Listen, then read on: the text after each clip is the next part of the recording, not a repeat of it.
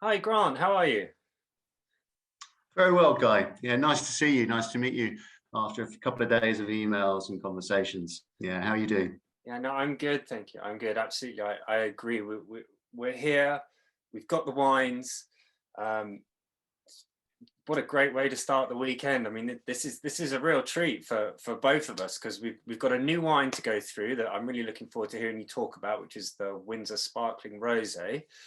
But I think before we jump into the wines, as eager as I am, give us a bit of history about yourself and then also about the wonderful Windsor Great Park and everything that's going on there Sure. yourselves.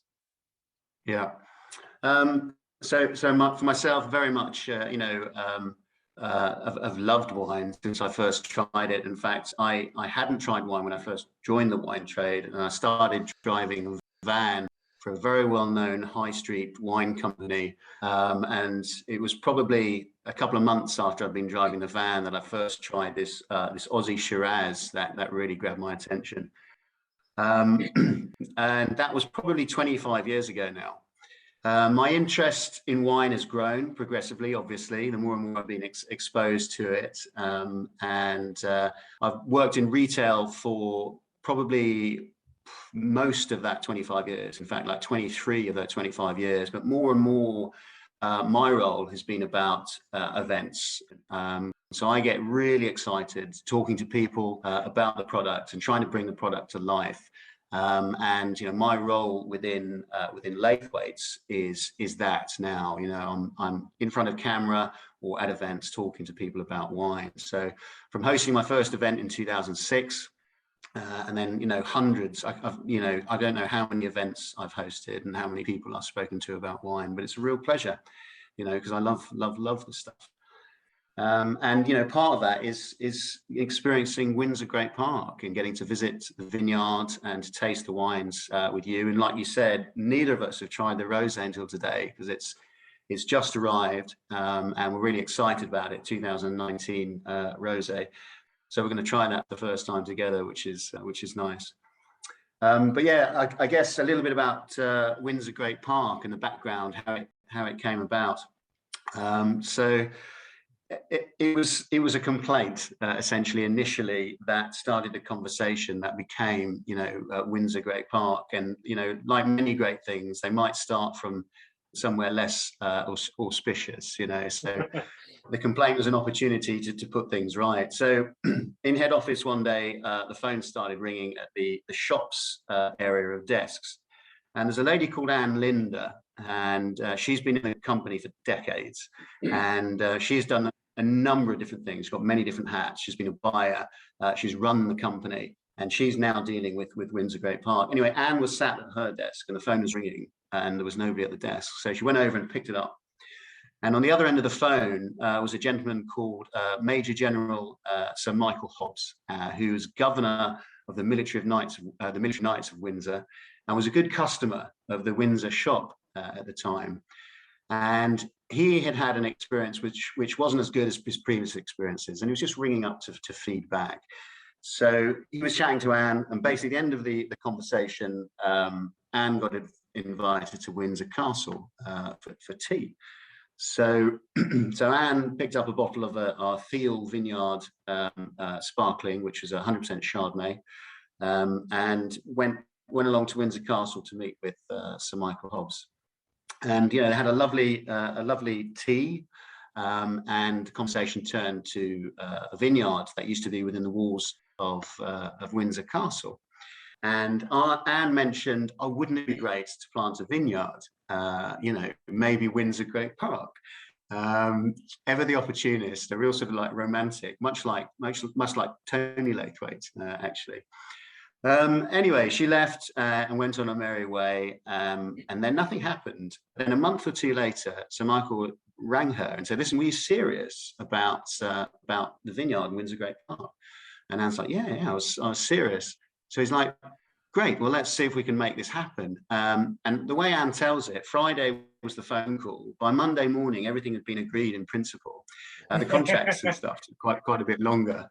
You know, then we became tenant farmers of the Crown Estate, and you know, the vineyard was planted in 2011, and it was a really sort of romantic story for us as a company, because Tony Laithwaite had grown up in Windsor, so he went to Windsor Grammar School. And he would play in Windsor Park. He said he never went to that area because it was, you know, it's private land. But also, you know, Windsor was important because that's where he had his first shop. So there's a railway arch number 36, and that's where it all started for Bordeaux Direct, as it was. So he, you know, drove the Mark I transit van from Bordeaux to Windsor with the cockle of Aquitaine on the side as his logo. And then would sell his wines. It was his office. He would do his events. Everything was down there in this sort of scruffy old railway arch, piled to the ceiling with wooden boxes full of delicious wine, which was mostly from Bordeaux. And then, of course, there was the sort of part of the story where of the vineyard in Windsor Castle. So we believe that it was Henry II and his wife Eleanor of Aquitaine who. You know, for both of them, wine was more than a social thing, for sure, with their French backgrounds. So it was just so romantic and so perfect. And to give you a little bit of the history around the vineyard that was in Windsor Castle. So there was an area called the Little Park, which is now the Lower Ward, and that was next to what is now Henry VIII's Gate. So we're going to share with you a little illustration. Now, this is taken from the Tradition of English Wine by Hugh Bartley King, which was 1977 publication by Oxford Illustrated Press. And there's a little illustration in there which comes in itself from Ty and Davis in their Annals of Windsor in 1858. And there you can see in this illustration, which is really charming. Excuse this sort of wonky photocopy, you know, that it comes from. We've lifted it straight from the book. But you can see the vineyard, and parallel to the vineyard is Castle Hill, and you can see King Henry VIII's Gateway. And that's basically King Henry VIII's Gateway runs parallel to the High Street. So you know you're on that corner of Windsor Castle there. And it was a small vineyard, and it produced wine, of course, for the king and the court, but it wasn't solely for that purpose. And there's a few extracts I've got from Hugh Bartley King's book that I thought I might just share with you, if that's okay. Sure. So wine fit for a king, he says, was made at Windsor Castle from vines grown in the Little Park from at least 1155.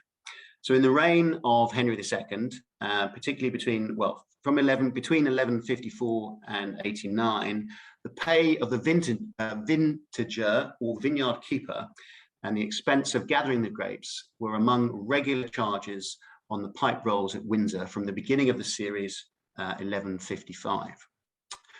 The next little extract I'm quite fond of, and that is the abbot even of Waltham. So he was a parson both of old and of new Windsor, received his tithe in wine pressed from the grapes which grew in the Little Park. Sounds like a clever chap. I think that's exactly, or at least a man after my own heart. The winemaking at Windsor Castle was a commercial operation as well, primarily for the royal household to drink, but what was left over was sold to the king's profit. It was famous. It was talked about like centuries after there actually was a vineyard in there. So we believe till around the 15th century there was a vineyard there. In fact, the reign of Edward IV, he entertained Louis de Bruges or Louis de Brugge, the governor of Holland, at the castle. And after hunting, this is another extract, after hunting in the West Park, showed him his garden and vineyard of pleasure. But there are references, a couple of hundred years after the reign of Henry IV, where people were still referring to the vineyard and how much wine it produced, and even though it wasn't in living memory, how it was a great dainty to hear of. So it was still being spoken about after then. So I've got no idea what wines were produced. I don't know. Your guess would probably be better than mine, Guy. But it was certainly, a big thing for a couple of centuries. Are there any records or any indication of what the wines were like? So see, that would be quite interesting to note the quality and what they're. Yeah, it would be.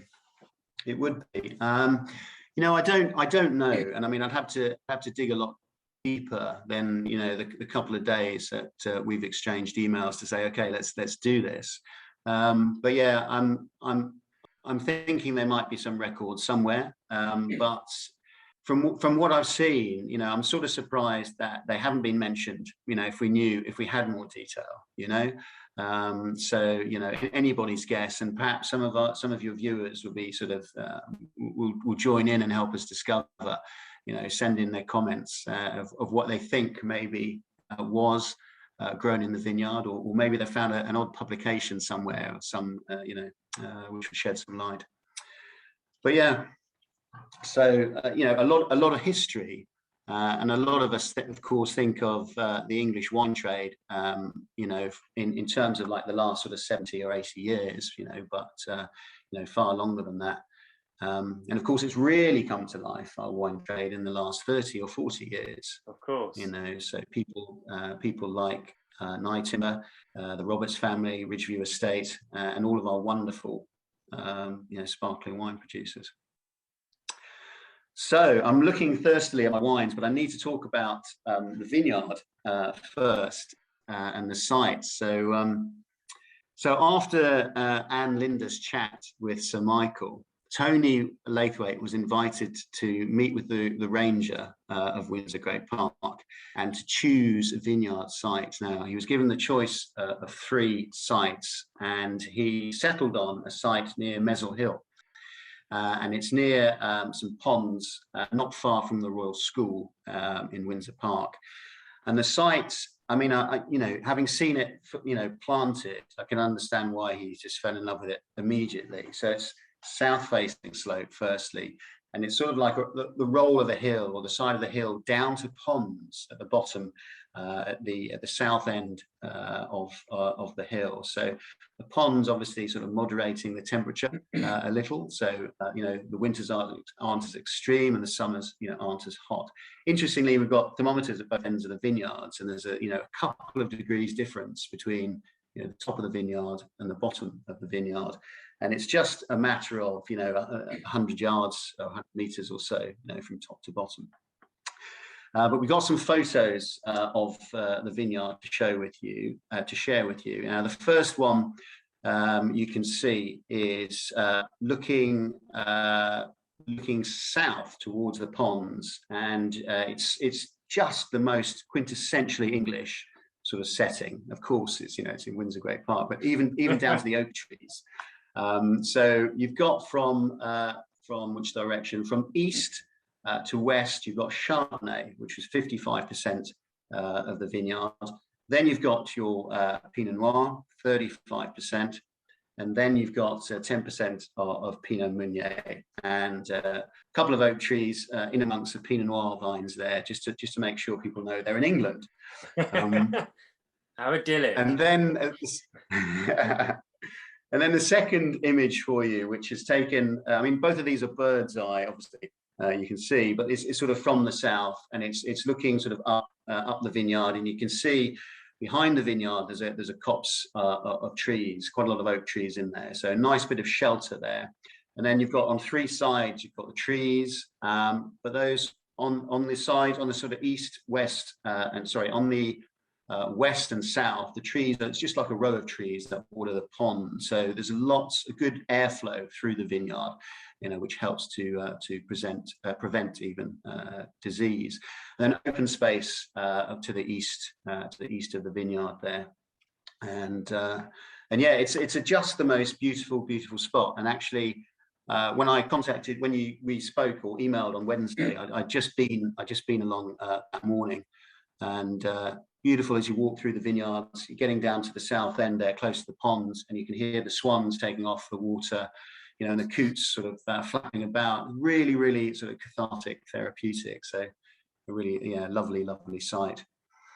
So it was planted, most of it on the 9th of May 2011, with a small amount done about 6 weeks later on the 18th of June in 2011. The site itself is just under 4 hectares and just over 3 hectares planted with vines. Well drained limestone and clay composition, and you've got a chalk subsoil there as well. And the number of vines, just under 18,000 vines. So for those of you doing your maths, it's quite densely planted. So the Chardonnay vines are 1 metre apart, and the Pinot vines are 80 centimetres apart. Just you know, we want to get the vines competing with one another to ultimately, you know, increase the quality of the wine that comes out the other end. We train quite high off the ground, so this is to help with the frost affecting the vine and the grapes, and also to protect from the pheasants as well. They could be a bit of a nuisance. So the biggest pest in the vineyard are the green parakeets, which you seem to get everywhere, sort of you know, south and west of London. It's these green parakeets. So next week, which will be this coming into the second week of September, we're going to be netting parts of the vineyard to protect against the parakeets. And we're probably still a month away from harvest, so okay. It's going to be super late. So today we're the 11th of September. To give you an idea of quantity, 15,000 bottles a year is an average. You know, the bumper and excellent quality harvest of 2013, like the rest of the English sparkling wine industry, you know, it was huge. So produced 20,000 bottles that year. And then still there was surplus to distill and to make a Windsor Great Park gin, which is available for sale as well. And that was inspired by botanicals from the Savile Garden, which is quite close to the vineyard.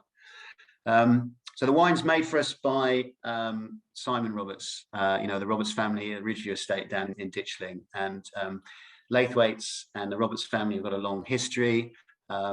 Trolling through photographs today to find photos of the vineyard. There's, you know, photos of Mike Roberts, the late Mike Roberts, bless him, you know, in the vineyard, tasting the wine and stuff. So you know, it's really great in terms of our philosophy and ethos to have families involved. And you know, Ridgeview, well, we know they just make some wonderful wines. Absolutely. Yeah, really looking forward to tasting these. I tried the first vintage, which was 2013. Now that's rare. So 2 years. The vineyard was 2 years old, and it bore fruit. And they're like, right, well, let's make a wine. So grapes went off down to Ditchling, to Ridgeview, and they made 2,635 bottles of the 2013. And I remember trying it and just thinking, wow, amazing, you know, a 2-year-old vineyard, and, you know, this quality and concentration already, I thought was super, super good. But don't take my word for it. So Hugh Johnson also, and the late Dr. Tony Jordan also waxed lyrical about the wine. And they're great. They really are super. Loads and loads of excellent reviews. You know, Decanter World Wine Awards, International Wine Challenge, this, that, and the other. Sort of high scores, 94, 92 points for the wines. And it's also been presented, or served, I should say, at a lot of sort of state visits and the like. So Dutch state visits, a dinner for the heads of the Commonwealth in 2018, that sort of stuff. So it's a cracking wine, and I think we should taste it, because after talking so much, I'm now parched. So we're going to start. Amazing. So yes, thank you. So we're going to start tasting the rosé. So so the cepage for the rosé blend. So you've got 53% Chardonnay, 40% Pinot Noir and then 7% Pinot Meunier. The wine was blended in June 2020 and bottled the same month, and disgorged in June 2021, so a couple of months ago. So 12 months on the lees there. It's got the freshness as you would expect on the nose, but there's also a bit more of the cooked red fruit, which is quite interesting, and it's nice to get that in the aromas. It is lovely. I really like the balance. The sort of autolytic aromas and flavors are, very, very, very, very fine, or very there's not many of them, so it is, for me, it's all about the fruit. This is in line with quite a lot of the wines I think that Ridgeview do. They might have a shorter lees aging period in the style of their wine, so wines that would be good for accompanying oysters, as a for instance. It's definitely got a lot of fresh fruit there, which is great, because it's an important part, I think, for our wines in the industry to have, is we need the crispness. It's something I talk about a lot. I like English wines that have that defining edge. And as a sparkling wine, this has that, particularly being the rosé. You want the red berries, you want the crispness. I think it'd be great to have some food as well. I think even it might be quite interesting to have it as a wine to start with, like mix it up a little bit. You have it like with some pâté on toast. I think that would be great, because it's got the edge, it's got the definition. Very nice mouthfeel, a good finish, which is always really important for a wine, because I want that so I can reach for the glass. It's a really important element to me. So I'm just going to have another piece. You carry on. You go for it. Yeah, I love it. I really enjoy that ripeness of fruits there. So obviously there's quite a lot of sort of citrus character in there as well. But you mentioned that the red fruits coming through, and it really is a lovely ripe sort of brush of those, and maybe something sort of a little bit peachy in there as well. But yeah, I really, really like it, and I'm loving your tasting notes, by the way, Guy. Well played. But no, it's great to try this with you. Yeah, it's interesting because, as I mentioned, sometimes the wines can be out of balance, but this isn't. It's very much in balance. I mean, you'd expect that from Simon, but I'm really enjoying the soft, warm red fruits, which is key for rosé, because you want that balance and the definition, and that provides, because you can't have it too citrusy, you can't have it too punchy. But that's lovely, and what a great way to start, particularly as we're both new to this wine as well. Yeah, absolutely. And I mean, so the vines at this point were 8 years old, so still really, quite young. But you do get really lovely sort of concentration, and as you mentioned, the balance, I think is just spot on. I think it's really, really good. Yeah, I'm glad I've changed my plans this evening, and my brother-in-law and his partner are coming here, and we're going to have dinner together. We were going to go out, and I was like, no, I can't waste these wines. So yeah, happy days. Do you think it's a wine that has much potential for aging? Or do you think this is a wine that people should buy and have fresh and as young as possible? I mean, I think it's great to have the wine sort of fresh and young. It really is. There is potential for aging for sure, and I think it would very much depend on what you like. So whether you like the sort of more sort of honeyed or even sort of vegetal aromas and flavors, because certainly they'll come.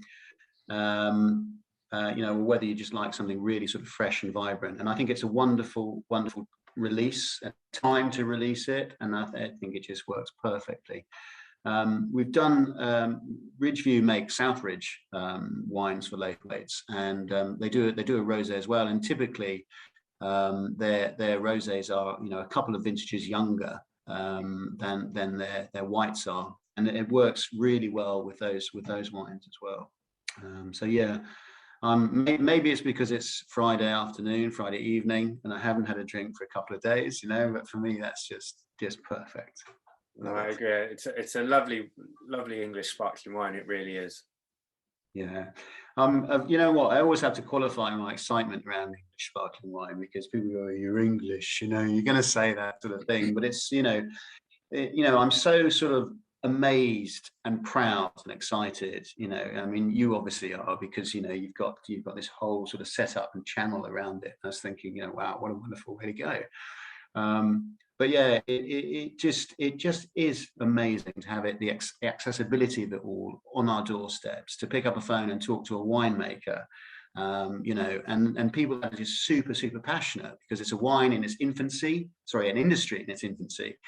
So people have taken passion of wine love, and maybe have left one career to come to making wine. And it is just so sort of, it's just such an exciting time and such an exciting part of our industry, the English sparkling wine. Yeah, and I'm loving the timing, the fact that I'm here for it, you know. Absolutely. It's great. And as you said, I mean, it's such a lovely story, that because Tony's had such a huge impact on the wine trade, particularly for people in England with his vast experience, for him to now be involved, and for how that lovely story came about to plant the vineyards.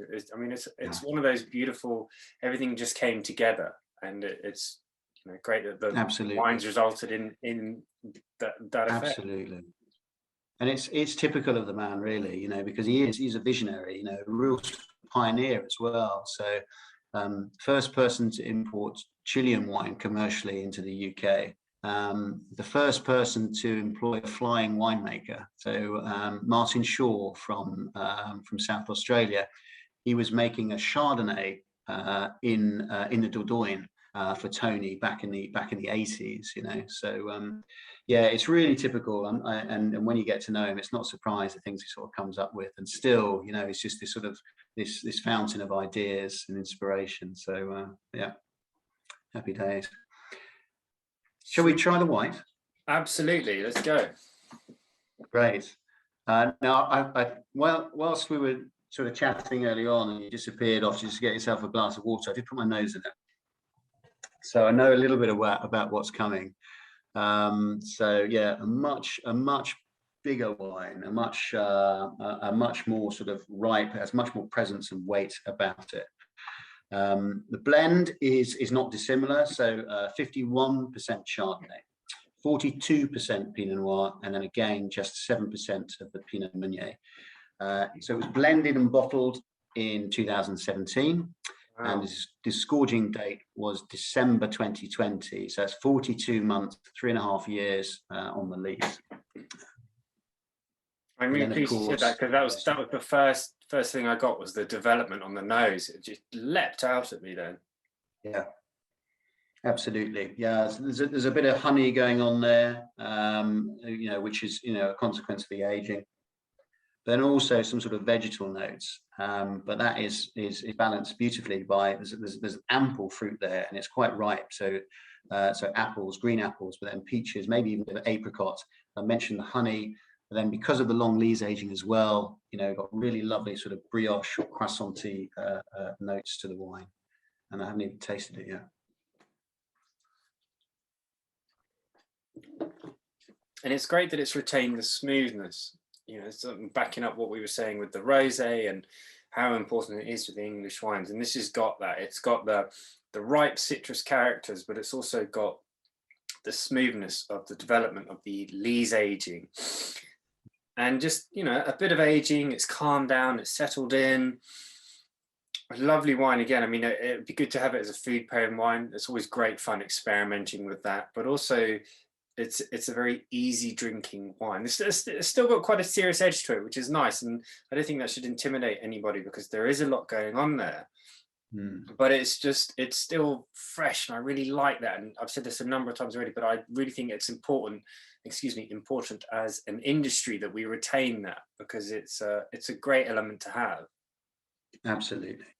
And that, I mean, that's part of what make it such a great food wine, you know, is that freshness. So quite a lot of richness on the palate there, a lot of richness, but then to have that sort of, you know, that vibrancy and that freshness on the finish is great.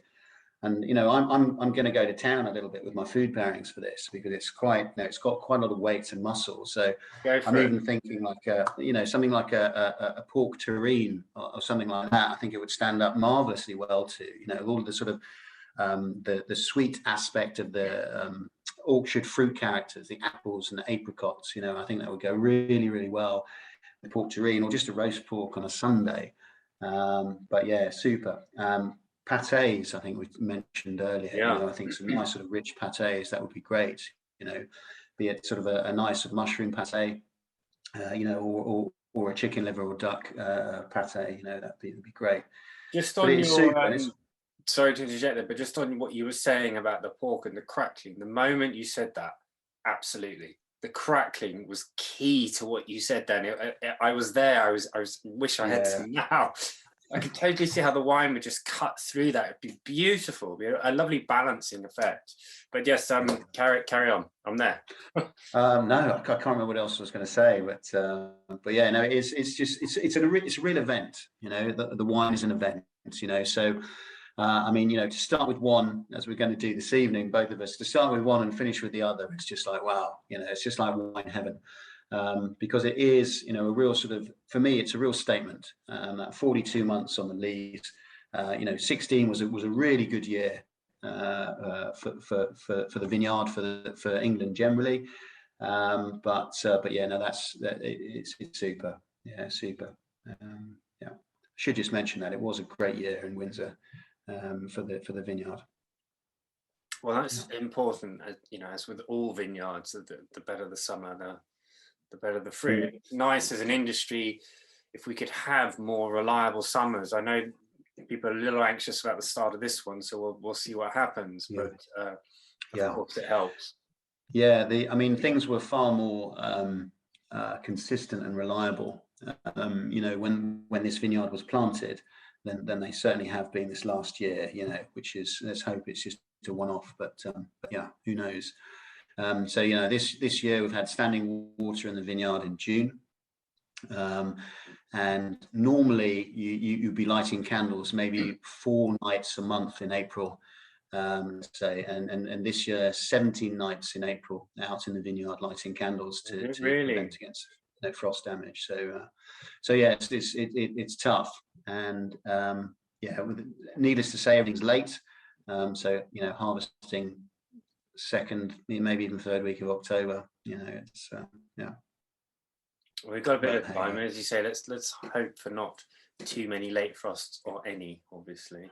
Yeah. So, 2 superb sparkling wines. Thank you so much for sending them. Pleasure. What's coming next? What's the future plans? Obviously more wines, but is there anything else? Because the rosé is new, as we've mentioned. Yeah, the rosé is good. I mean, it's the wines are going to seem quite scarce until the 2018 comes out. So part of the vineyard and part of the things that the Laithwaite family like to do is to have vineyard partners. You know, so you come on board, you make an investment, and then you get first dibs on the wines, basically. So first release is always for the vineyard partners. That's happened already for the 2016 we've just tried. And then second release tends to go out to the sort of wider market, to the business, and you know, there are of course exports as well. 2016 was followed, of course, by 2017, which was a small harvest. So that's part of the reason we're not going to see much, if any, 2016, you know, be released for general sale, because you know, our sort of our obligation to our vineyard partners. We'll be giving them first dibs, the 2017, but actually there's not even enough to satisfy that. So we're going to be complementing that with some of the 2016, which we're going to hold back as well. I've just thought of something which I forgot to say about. There's a small reserve, a small percentage of the wines is basically aged in oak. It is just like 3 or 4%, you know, but that's just sort of added to the blend to give a little bit of roundness and richness there. Yeah, I've been going over my notes for a day and a half. Oh, sorry, go on. Absolutely. Yeah, no, I was saying I've been going over my notes for a day and a half. I missed that. So yeah. But yeah, a bit more depth and complexity. You know, those reserve wines. I mean, it's something that obviously, you know, probably the thing that differentiates the quality in champagne is their ability to blend in the reserve wines, you know, which they've been doing, you know, for centuries, and they've got loads of them. But 2018 being so good, a lot of producers have got a really good stock of reserve wines now. So we're just going to see that the quality of the next, from the 2018 release onwards, so the quality is just going to get better and better. And quite a lot of producers are using oak for their reserve wines. Well, yeah. Grant, thank you so much for sending these 2 sparkling wines through, particularly the rosé. I mean, what a treat. And it's been great to try it for both of us together for the first time. It's always a treat tasting English sparkling wine, particularly with people who know so much about it. So thank you so much. No, it's great. And it's, the future is so bright. I mean, we're tasting these wines and the vineyards are so young, and, the quality is going to increase exponentially year on year. Fingers crossed for the weather. Yeah. I think fingers crossed is something we all do in England. Yeah, great to taste these with you, Guy, to share these with you. Thank you very much for having us along. And hope you enjoy your wines this evening. I know I'm going to. I will do too. Thank you, Grant. Cheers, Guy. Bye-bye.